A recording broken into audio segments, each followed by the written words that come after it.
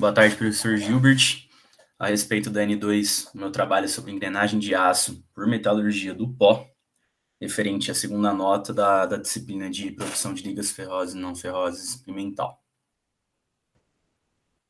A ideia aqui do trabalho é basicamente fazer um breve resumo sobre a metalurgia do pó em si, desde a obtenção, a mistura, a compactação e a sinterização, que são as três etapas diferentes do processo. Depois entrar um pouco na parte mais específica, que são as engrenagens de aço. Eu acabei abordando 4 tipos diferentes que eu encontrei na literatura, a respeito dos aços rápidos, os aços com baixo teor de carbono, os aços com elemento de liga e os aços microligados. Dando continuidade ao que eu falei no slide anterior, vamos começar aqui sobre a metalurgia do pó. A gente pode dizer que o processo se refere a um tipo de fabricação que utiliza pó tanto metálico quanto não metálico e não tem a presença da fase líquida, como ocorre na maioria dos outros processos de fabricação tradicionais. Então, isso acaba tendo por consequência o desenvolvimento de um produto com características estruturais bem diferentes dos outros tipos de processo. Vale lembrar também que tem uma economia bem interessante de matéria-prima, minimizando sua perda. Em relação ao ferramental, utiliza um molde e pelo menos um punção. Esse fato acaba limitando o processo de modo que ele só compense caso feito em grandes escalas. Em relação às características que eu citei aqui no slide, tem algumas que eu achei válido citar, como, por exemplo, um controle químico muito elevado, tem porosidade microestrutural, uma geometria e acabamento superficial bem definidos e muito bons. Os produtos formados eles acabam tendo alta pureza, além de resistência verde e densidade bem elevados. Em relação às 3 grandes etapas, como eu citei anteriormente, a obtenção dos pós, depois a mistura e compactação e, por fim, a sinterização. Eu vou falar um pouco de cada uma dessas etapas nos slides seguintes. Passando aqui para a parte da obtenção dos pós, tem 3 métodos que eu vou comentar um pouco sobre como que funciona, o mecânico, o químico e o físico. O primeiro citado aí, o mecânico, ele é basicamente um moinho de esferas, né, bolas. Essas esferas vão ter um tambor que vai rotacionar o material, provocando uma espécie de um choque, e esse choque vai acabar desintegrando a matéria-prima para ela ser utilizada nas etapas subsequentes após o seu resfriamento e peneiramento. Já o método físico, acabei colocando em ordem invertida aí, ele basicamente ocorre por meio da atomização. Aí vai ter um jato, esse jato vai bombardear o metal fundido através de um spray. Esse spray ele solta as gotículas para o processo ser realizado. Aí o vazamento do material ele é feito por meio de um orifício que tem no maquinário, para que depois que ele saia desse maquinário, ele possa ser resfriado e peneirado também para as etapas subsequentes. Em relação ao tipo de jato, ele pode ser de água ou de gás, e a sua utilização vai acabar variando a morfologia e o formato, a geometria que se deseja para o produto. Já em relação ao químico, que eu vou comentar por último, ele tem um agente redutor, sendo ferro ou cobre os mais aplicados. Esse agente redutor ele vai ser responsável por uma eletrólise ou pirólise no material por meio de uma corrente elétrica. Essa corrente elétrica vai fornecer o calor necessário para que ocorra todo esse processo e o pó seja obtido. Agora, na etapa da mistura e da compactação, as duas têm como função geral homogeneizar a matéria-prima. Assim, vai acabar reduzindo a porosidade da microestrutura presente. Isso vai ocorrer por meio da mistura de diferentes tamanhos de partículas e diferentes composições químicas. Já falando um pouco da etapa em si, temos aí a presença de um cilindro. Esse cilindro ele vai rotacionar o material e as esferas presentes no local, elas vão moer o material por meio do impacto e do cisalhamento. Então, vai formar o compactado, a verde ou a peça verde, né? Que, por característica do processo, acaba tendo uma resistência mecânica bem elevada. Já na parte da compactação, né, que é a segunda etapa dessa etapa geral, a segunda parte da etapa, digamos assim, o objetivo é meio que atingir o formato e a geometria desejada ao pó, de modo a garantir a etapa da sinterização, que é a etapa subsequente, né?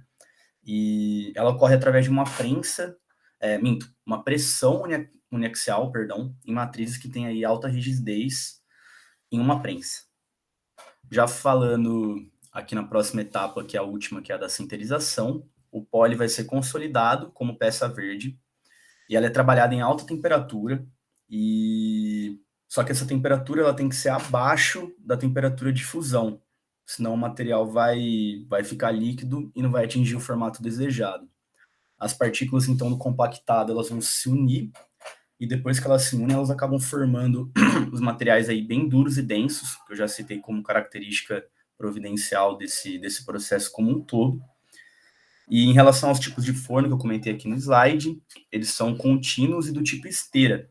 E além desse tipo de forno, tem que ter uma atmosfera que visa proteger o contato com ar atmosférico. Assim vai acabar evitando a formação de impureza ou até mesmo que o material oxide.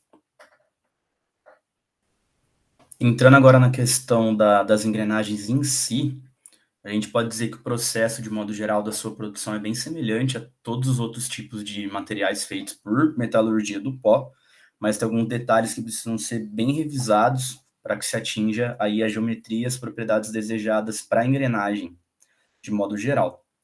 O principal ponto a ser revisto se refere à dimensão desejada para o material, visto que tipo uma engrenagem ela tem valores muito específicos, né, de diâmetros internos e externos, e tem também o dente da engrenagem, que tem um formato bem peculiar na hora da sua fabricação. As propriedades que o material contém um pouco diferente em relação às outras peças são dureza menor, uma limitação um pouco maior da geometria por conta da peculiaridade que eu mencionei, além do custo bem alto do ferramental. Mas em relação às vantagens, a gente pode perceber que a perda de matéria-prima é ainda menor, o acabamento é ainda mais detalhista em relação à geometria, e o controle da composição química é bem mais fácil que para os outros tipos de materiais. Passando aqui para o primeiro tipo de aço que eu desejo comentar, em relação aos aços rápidos, né? Esse tipo de aço, eles são usados para ferramentas de usinagem, quando a ferramenta deve ter uma velocidade de corte bem elevada e um avanço mais efetivo na produção. Aí, como característica principal, a gente pode citar que um aço rápido ele tem uma resistência mecânica média, uma tenacidade à fratura bem elevada, bons valores de resistência à abrasão, além de uma boa estabilidade dimensional. Os dois mais comuns são divididos em dois grupos, né? O de tungstênio e molibdênio. O segundo ele acaba sendo o mais aplicado de todos, por conta de ser bem mais barato e mais fácil de produzir. Tem alguns outros elementos de liga que são aplicados, como carbono, cromo e cobalto, mas a sua aplicação é um pouco mais rara e mais limitada. Passando aqui para o próximo tipo de aço que eu desejo mencionar, são os aços com baixo teor de carbono. Eles basicamente não possuem alguma adição significativa de elementos de liga, né? Então acaba tendo só o carbono e alguns residuais presentes, principalmente o manganês e o silício na maioria dos casos. Em relação ao percentual de carbono presente, ele tem uma variação aí de 0,008%, muito baixa, até 2,06% aproximadamente. Então a gente sabe que quanto maior for o valor desse percentual, mais duro e frágil vai ser o material e menos dúctil e menos tenaz. Então, para esses materiais, o percentual de carbono vai ser providencial para a aplicação desejada. Agora, os aços com os elementos de liga presentes é basicamente o contrário, né, do que eu citei anteriormente. Eles têm como característica a presença do cromo, manganês, molibdênio, silício e níquel como elementos inclusos aí na microestrutura. E também tem a sua subdivisão. Tem os de baixa liga, que tem valores abaixo de 5%, porém maior que 2,1%, né, que eu citei nos aços anteriores.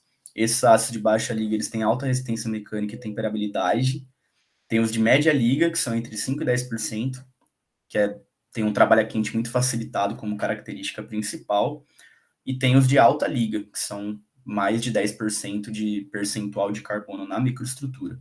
Esse tipo de material tem uma boa resistência ao desgaste e abrasão. Agora aqui, por último, a gente vai falar um pouquinho dos aços microligados.